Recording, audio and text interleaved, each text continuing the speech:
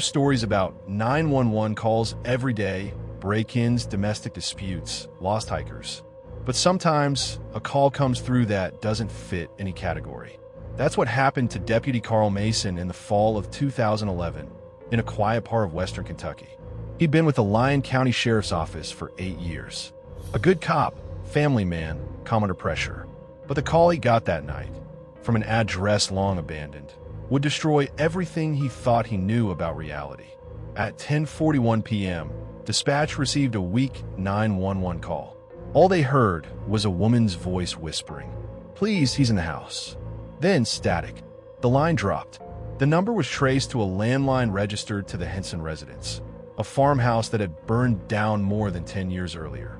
Everyone assumed it was a prank, but protocol demanded a welfare check. Carl was the closest unit. He arrived at 11:02 p.m. The road was muddy from rain, and the old house looked half swallowed by the earth. Carl parked, left his headlights on, and stepped out with his flashlight. There was no sound, not even crickets, only the soft hum of his car engine and the wind pressing through the hollow windows. He radioed dispatch. "Dispatch, Unit 12 on scene at 47, County Road 19. House appears abandoned. I'll check the perimeter." No response, just a crackle of static. The front door was missing. The interior smelled like wet ash and old wood. He called out, "Sheriff's office. Anyone inside?" Something moved in the next room. A small sound, like a foot dragging against wood. He followed it into what used to be the kitchen. There, on the floor, were fresh footprints in the soot. Bare feet. Small, maybe a woman's. They led to the basement door. He radioed again. Still static. Carl's gut told him to wait for backup, but something else pulled him forward. He descended the steps, one hand on the railing. The air was damp cold. At the bottom, his light caught a reflection, a rotary phone, sitting on an overturned crate.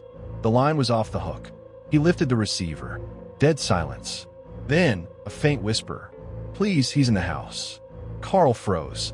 It was the same voice from dispatch, but the line was warm, and there was no phone cord. The cable had been cut clean through. Carl's light drifted across the basement. There were photographs scattered everywhere, old family portraits, all burned at the edges. He crouched, picking one up. It showed a woman holding a young boy, but someone had scratched out their eyes. Behind him, something shifted, a creak on the stairs. He swung the flashlight toward it. Nothing there. Then, a woman's whisper from the darkness. "Don't let him find you."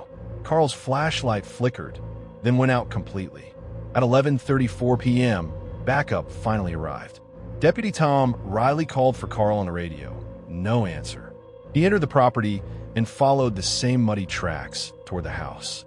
When he reached the basement, he found Carl's flashlight on the ground, still warm to the touch. But Carl was gone. The only thing left was the phone, and a single photograph lying beside it. A picture of Carl Mason standing next to a woman and a boy in front of that same house. The date on the back said October 31st, 1999. Carl would have been 16 then. Carl Mason was never found. The department searched for weeks, even drained a nearby pond. Nothing. The case was quietly closed, classified as officer disappearance during welfare check. But dispatchers claimed that in the months after, the 911 system would sometimes light up with that same address. 47, County Road 19, even though the line was officially disconnected. And when they'd play the recording back, they'd always hear the same faint voice, pleading through the static. "Please, he's in the house." Every police department has stories. Some get passed around like jokes in the locker room. Haunted holding cells, cursed evidence lockers, whispers in the hallway. But some of those stories don't stay just stories. In 2008, a retired Chicago detective named Alan Brewer walked into a late-night radio show. He said he wanted to get something off his chest before he died. What he told that host about what happened in the basement of his precinct never aired on the radio. But a recording of that interview leaked years later. And what you're about to hear is that story. I spent 27 years in law enforcement. I've seen evil. I've seen people do things that make you question what's human anymore. But what I saw in that basement wasn't human, and I think the department knew it. He takes a long pause. Then he says he's talking about a storage room beneath District 17, a place used for evidence, but off record, a room not on any floor plan. He says it was only accessible by an old freight elevator that hadn't worked since the 70s. Except one night it did. It started with a missing person case. A teenage boy disappeared walking home from school. Surveillance caught him near the station, then nothing. An anonymous tip came in saying evidence related to that case had been misplaced. Alan was told to check the basement, a storage area supposedly sealed off years ago. He asked the clerk where the elevator key was. She told him, "It's not supposed to have power, sir." But when he pressed a button, the light above the door flickered on. The elevator groaned to life. He said the ride down felt wrong, too long, like the elevator was going deeper than the building even allowed. When the doors opened, he saw concrete walls lined with file cabinets, rusted lockers, and flickering fluorescent lights. Everything was covered in dust, and the air smelled like copper and mold. He called out, "Evidence control. Anyone down here?" His voice just vanished into the dark. He found lockers labeled with case numbers that predated the precinct itself. Old murders, suicides, disappearances, all unsolved. At the end of the row was a single locker marked "Human Remains, Confidential." It was sealed with a thick chain. On the front, in black marker, was written, "Do not feed." He thought it was a joke, until he heard something move inside. Alan swore he heard breathing. Slow. Vet. And then a whisper that came from inside the locker. "Detective Brewer, I know what you did." He dropped the flashlight, and the beam rolled across the floor, stopping on a patch of old evidence bags. They were labeled with case numbers from Alan's own investigations. Cases where suspect had vanished after escaping custody. He picked one up. Inside was a tarnished police badge, his partner's badge, the one who had shot himself 2 years earlier. Alan realized this wasn't a normal evidence room. It was where the department put things they wanted forgotten. And whatever was in that locker was remembering. When the recording leaked, it included a clip, apparently from an officer's body cam, showing Alan returning to that basement weeks later. He's visibly shaking, whispering to himself, saying he needs to end it. He walks straight to the chain locker. This time, it's open. The camera pans across the walls. They're covered in handprints. Hundreds of them, some small, some enormous, pressed into the concrete like the surface was soft clay. Then something tall moves past the corner of the frame. Long limbs, a distorted face that looks like his own. The video ends with Alan screaming. The camera drops. District 17 was closed the following month, cited for structural instability. But rumors spread that officers who worked there began having the same nightmares of a cold basement, an open locker, and a voice whispering their names. Alan Brewer was found dead in his apartment 3 days after the broadcast.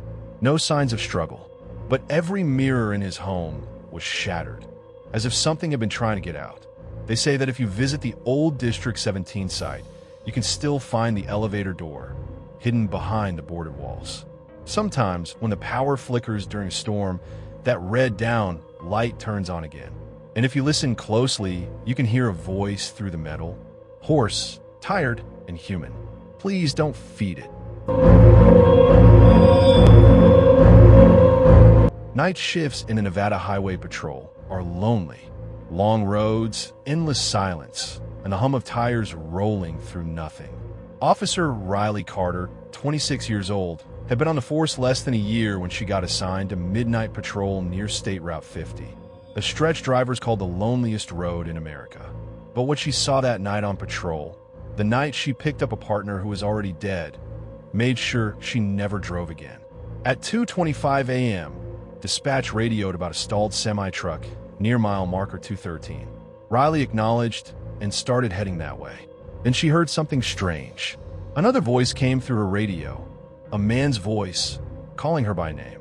"Carter, you out near 213? She froze. The voice belonged to Officer Danny Moore, her former training partner. But Danny had died 2 weeks earlier in a rollover crash on the same stretch of highway.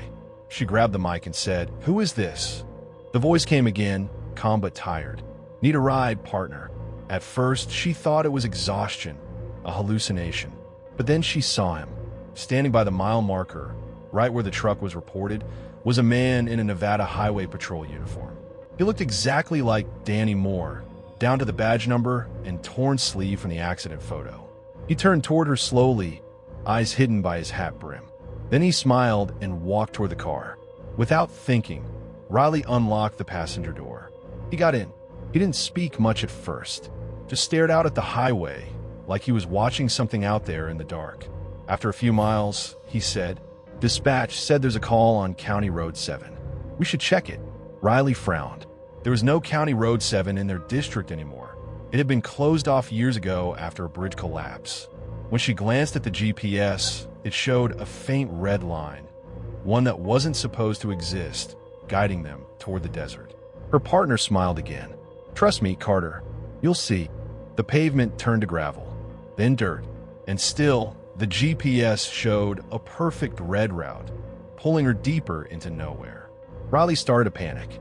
She turned to ask Danny what was going on, but the passenger seat was empty.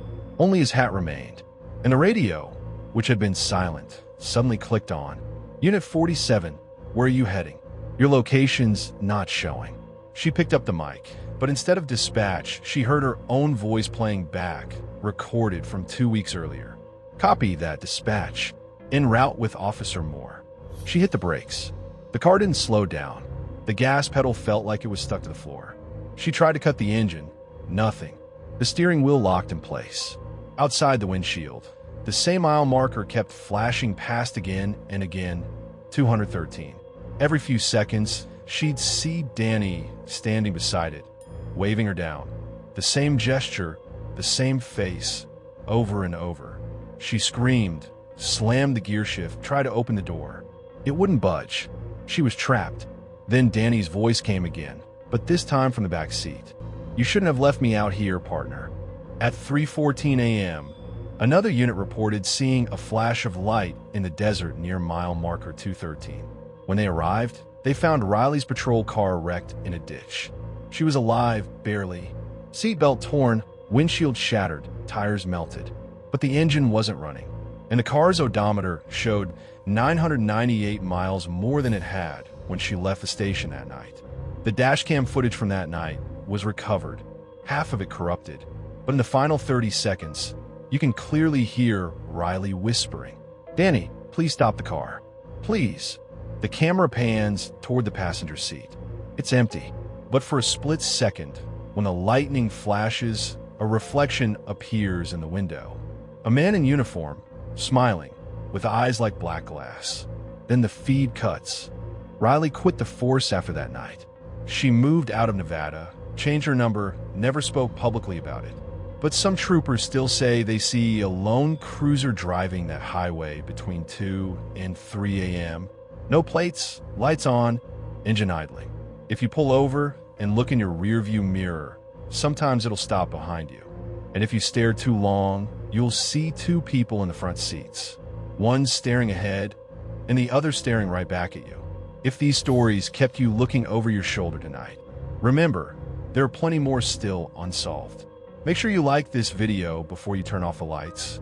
Comment which story haunted you the most. And subscribe to True Nightmare for more true terrifying stories every week.